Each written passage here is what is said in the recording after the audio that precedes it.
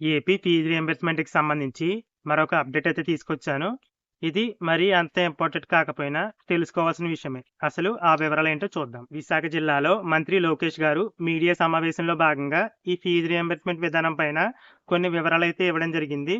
ఆ వివరాలేంటో చూసినట్లయితే సెప్టెంబర్ 11వ తేదీన ముఖ్యమంత్రి చంద్రబాబు నాయుడు గారితో ఈ ఫీజు రీయింబర్స్‌మెంట్ విధానం పైన రివ్యూ మీటింగ్ అయితే ఉంటుందనైతే చెప్పారు. ప్రభుత్వమే పాత విధానం ఫీ రీయింబర్స్‌మెంట్ పాత విధానం అమలు చేస్తుంది. డబ్బులు నేరుగా కాలేజ్ అకౌంట్ లో వేస్తారు. తల్లిదండ్రులకి పిల్లలకి ఎలాంటి ఇబ్బంది లేకుండా చూసుకునే బాధ్యత ప్రభుత్వం తీసుకుంటున్న ఆనాడు హామీ ఇచ్చా. ఆ హామీ నేను ఇప్పుడు కట్టుబడి ఉన్నాను.